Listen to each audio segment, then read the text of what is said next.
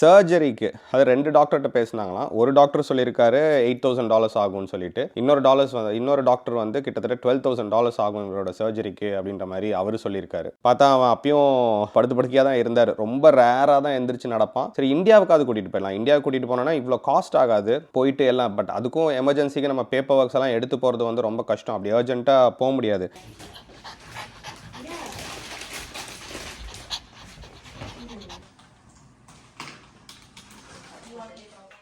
Hi friends, எல்லோரும் எப்படி இருக்கீங்க?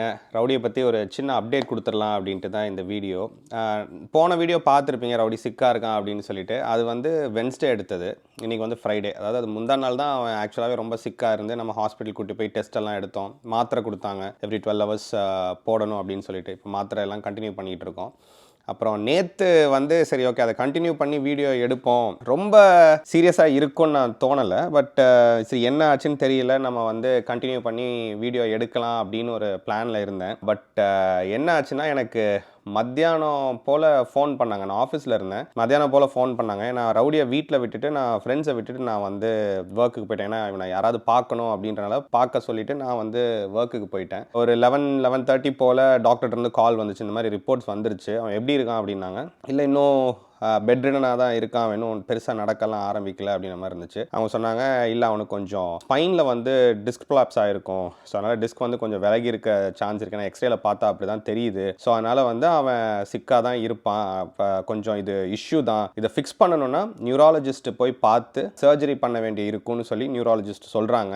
நான் ரிப்போர்ட்ஸ் அனுப்பி வச்சேன். அதாவது என்கிட்ட கேட்ட வெட்டு வந்து சொன்னாங்க, நாங்கள் இவனை போய் காட்டின வெட்டு வந்து சொன்னாங்க, நியூராலஜிஸ்ட்டை காட்டணுன்னு. எனக்கு சொல்லவே ரொம்ப அப்செட் ஆயிடுச்சு. என்னடா இது இவ்வளோ சீரியஸாக ஏதோ சொல்கிறாங்களே அப்படின்ற மாதிரி இருந்தது. அதுவும் போஸ்ட்போன் பண்ணுறதுக்கு கூடாது, நீங்கள் முடிஞ்ச அளவுக்கு சீக்கிரம் பண்ணுறது பெட்டர்ன்ற மாதிரி ஃபஸ்ட்டு சொன்னாங்க. சரி, எவ்வளோ காஸ்ட் ஆகும் அப்படின்னு கேட்டதுக்கு, சர்ஜரிக்கு அது 2 டாக்டர்கிட்ட பேசினாங்களாம். ஒரு டாக்டர் சொல்லியிருக்காரு $8,000 ஆகும்னு சொல்லிட்டு, இன்னொரு டாக்டர் வந்து கிட்டத்தட்ட $12,000 ஆகும் இவரோட சர்ஜரிக்கு அப்படின்ற மாதிரி அவர் சொல்லியிருக்காரு. பட் அடுத்த ஒரு நாள் மானிட்டர் பண்ணி பார்க்கலாம், எப்படி இருக்கான்னு பார்த்துட்டு நம்ம சொல்லுவோம். ஏன்னா இதை அவன் ஓகே ஆகிட்டான், நார்மலாக நடக்கிறான் வைக்கிறான், மெடிக்கேஷன்லேயே அவன் ஓகே ஆகிட்டான் அப்படின்னா அவனை க்ளோஸாக மானிட்டர் மட்டும் பண்ணால் போதும். எங்கேயும் ஏறக்கூடாது, இறங்கக்கூடாது, ரொம்ப குதிக்கக்கூடாது, மெயினாக ரொம்ப அக்ரெசிவாக எதுவும் பண்ணக்கூடாது, அந்த மாதிரி பார்த்துக்கோங்க இனிஷியலாக அப்படின்ற மாதிரி சொன்னாங்க. அதுக்கப்புறம் இன்னும் சில நியூராலஜிஸ்டெல்லாம் பேச போகிறேன், பேசிட்டு நான் ஈவினிங்குள்ளே உங்கள் லைனுக்கு வரேன் அப்படின்ட்டாங்க.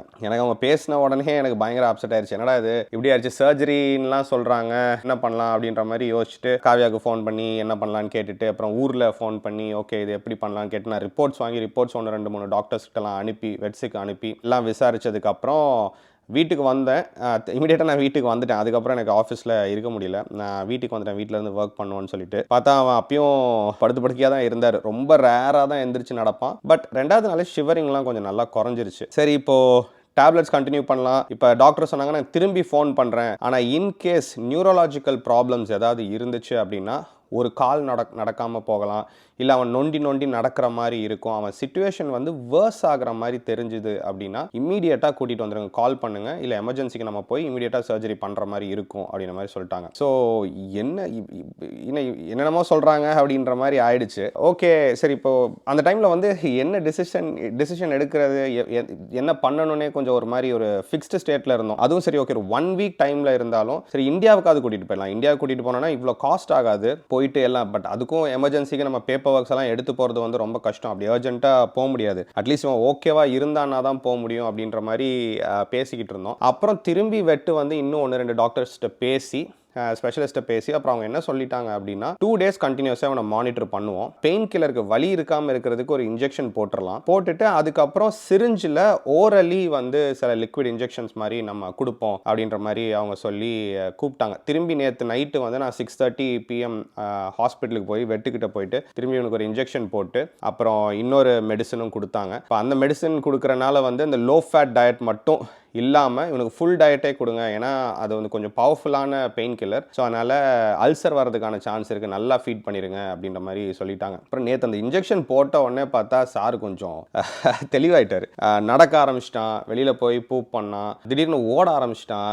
என்னடா இது இன்ஜெக்ஷன் கொடுத்தேன், ஐ திங்க் அந்த பெயின் கில்லர் வந்து ஒர்க் பண்ணுது. அப்புறம் டாக்டர் வந்து நைட்டும் அடிச்சு இப்போ எப்படி இருக்கான் அப்படின்னாங்க. இப்போ கொஞ்சம் நடக்கிறான், கொஞ்சம் ஓடலாம் செய்கிறானே, ஓடுறான்றதுக்காக விட்டுறாதீங்க, கொஞ்சம் கேர்ஃபுல்லாகவே மானிட்டர் பண்ணுங்க அப்படின்ற மாதிரி சொன்னனால இவரை வந்து எங்கேயும் ஏறாமல் இறங்காமல் சோஃபானாலும் தூக்கி இறக்கி அந்த மாதிரி தான் அப்படி கைக்குள்ளேயே வச்சு பார்த்துக்கிட்டு இருக்கோம். கீழேயே படுத்து தூங்குறேன், ஏன்னா நான் பெட்டில் படுத்தேன்னா இவன் பெட்டில் தான் படுக்கணும்னு சொல்லுவான், ஏறுவான். நைட்டில் வந்து தன்னை மறந்து குதிச்சிட்டான்னா அது ரொம்ப பெரிய பிரச்சனை ஆகிடும். ஸோ அதனால் கீழேயே படுத்துட்டு இவரையும் கூடவே படுக்க வச்சாச்சு. அவனும் வந்து ஆக்டிவ் ஆறான். சாப்பாடை பற்றி எங்கேயாவது சாப்பாடு இல்லை ஃபுட்டு, ஏன்னா இப்போ அவன் வந்து மாத்திரை போடுறான் அப்படின்றதுக்காக நல்லா சாப்பிட வைக்கணுன்றதுக்காக பாயில்டு சிக்கன், கேண்டு லோ ஃபேட் டயட்லாம் கொடுக்குறது அவருக்கு ரொம்ப பிடிச்சிருக்கு. நல்லா தாங்குன்னு வேற தாங்குறோமா. ஸோ அதனால் வந்து அவன் ஹீஸ் ஃபைன்.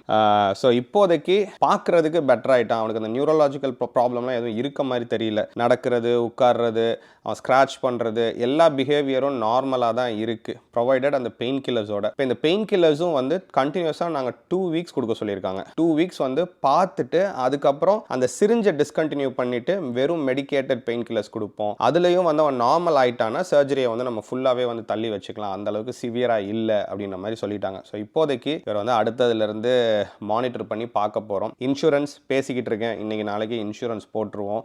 ஸோ நீங்கள் அப்ராடில் கனடாவாக இருந்தாலும் சரி, யூஎஸ்ஆ இருந்தாலும் சரி, ஐ திங்க் எனி யூரோப்பியன் கண்ட்ரின்னு நினைக்கிறேன், மறக்காமல் பெட்டு வச்சுருந்தீங்கன்னா ஒரு இன்சூரன்ஸ் போட்டுக்கோங்க. நிறைய கம்பெனிஸ் இருக்குது. நாங்கள் வந்து இதுக்கு முன்னாடி ஃபெட்ச்னு ஒரு கம்பெனியில் இன்சூரன்ஸ் வச்சுருந்தோம். நான் முதல்ல சொன்ன மாதிரி இந்தியா போகும்போது அதை டிஸ்கண்டினியூ பண்ணிட்டு போயிட்டோம். அதுக்கப்புறம் அதை ரினியூ பண்ணலை. Very careless.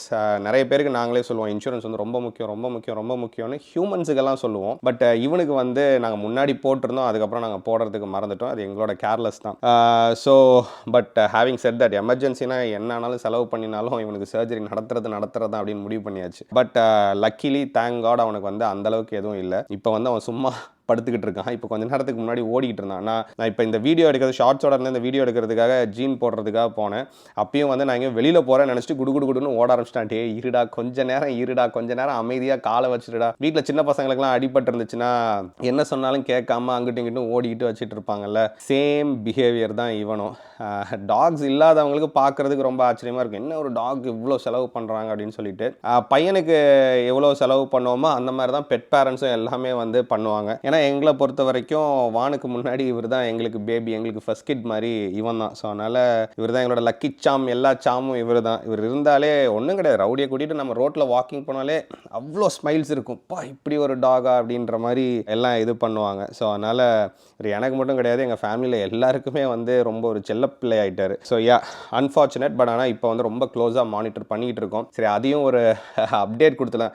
நேற்று வந்து ரொம்ப மென்டலி ஒரு புரோக்கன் டவுன் ஸ்டேட்டில் இருந்தேன். என்னது நமக்கு இப்படி ஆகுது, என்ன இவனுக்கு வாயை திறந்து சொல்லக்கூட முடியாது, எப்படி வந்து இதை நம்ம டேக் கேர் பண்ணுறது. அவனுக்கு பெயின் இருக்குது ஆனால் கத்த மாட்டேங்கிறான், இது பண்ண மாட்டேங்கிறான், அப்படியே நடுங்கிறான். அது பார்க்கும்போது தான் வந்து அவ்வளோ இதுவாக இருந்துச்சு. அவன் பெயினை வித்ஹோல்ட் பண்ண இதெல்லாம் வந்து பார்க்குறதுக்கு அவ்வளோ ஒரு எமோஷ்னலாக இருந்துச்சு. ஸோ அதனால் நேற்று எனக்கு கேமரா பற்றிலாம் யோசிக்க ஃபஸ்ட்டு வீடியோ எடுக்கலாம்னு நினச்சேன், பட் அந்த பக்கத்துக்கே போக முடியல. இன்றைக்கி ஆள் கொஞ்சம் ஓகேவா இருக்கான், okay is getting back to normal அப்படின்னு ஒன்று தான் சரி ஒரு அப்டேட்டும் கொடுத்துடலாம். ஏன்னா நாங்கள் எவ்வளோ இதாக இருக்கோமோ அதே மாதிரி அதை விட ரவுடி மேலே லவ்வாக நீங்கள் நிறைய பேர் இருக்கீங்க. ரவுடியை வீட்டுக்கு வந்து பார்த்தேன் அவ்வளோ பேர் இருக்காங்க, ஃப்ரெண்ட்ஸ் அண்ட் ஃபேமிலிஸ் எல்லாருமே இருக்காங்க. ஸோ ஒரு வீடியோவில் சிக்கா இருக்கான்னு போட்டு அடுத்த வீடியோவில் அப்டேட் கொடுக்கலன்னா நல்லா இருக்காது. ஸோ அதனால தான் வந்துட்டு உங்களுக்கும் தெரியணுன்றதுக்காக இப்போதைக்கு இஸ் பக்கா நார்மல். 2 வீக்ஸ் ஆகும் இன்னும் மானிட்டர் பண்ணி அவன் எப்படி இருக்கான் என்ன ஏதுன்னு பார்த்து சொல்கிறதுக்கு. எதாக இருந்தாலும் அடுத்தது நான் ஒரு 2 வீக்ஸ் கழித்து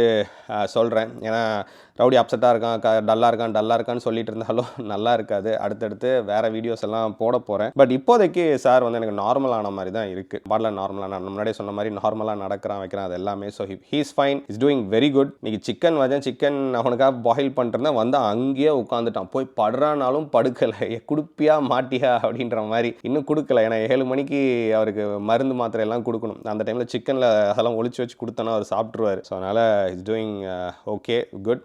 டாக்டர்ஸும் பேசும்போது ஓகே அவன் நார்மல் ஆகிட்டானா நடக்கிறானா கேட்டுட்டு அப்படின்னா இது மோஸ்ட்டாக அப்படியே நார்மல் ஆகிறதுக்கும் வாய்ப்பு இருக்குது அப்படின்ற மாதிரி சொல்லிட்டாங்க. ஸோ அதுதான். ஸோ ஒரு சின்ன இன்ஃபர்மேஷன் பாஸ் பண்ணணும் அப்படின்றதுக்காக தான். ஒரு பெட் பேரண்ட்டாக இருந்தீங்கன்னா அப்ராடில் பெட் இன்சூரன்ஸ் எவ்வளோ முக்கியம் அப்படின்னு சொல்கிறதுக்கும் தான் இந்த ஒரு சின்ன பதிவு.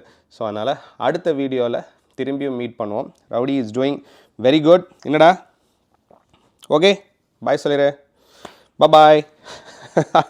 இப்படி தான் இப்போ படுத்துக்கிட்டு இருந்தால இப்போ திரும்பி வந்து சுட்டி பார்க்க ஆரம்பிச்சிட்டார் அவர் எங்கேயாவது. இப்போ நான் பாய் சொன்ன உடனே அவன் என்ன நினச்சிட்டானா நான் போகிறேன் அப்படின்னு நினச்சிட்டான். அதனால ஏறி எந்திரிச்சு உட்காந்துருக்கேன். எங்கேயும் போகல தம்பி, ஓகேவா?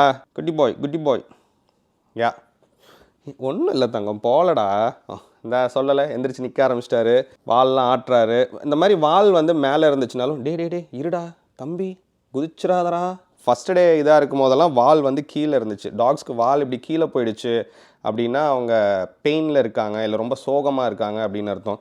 இப்போ பாருங்கள் வால் ஆட்டிட்டு உட்காந்துருக்கு. மருந்து மாத்திரையெல்லாம் வேலை செய்யுது தம்பிக்கு.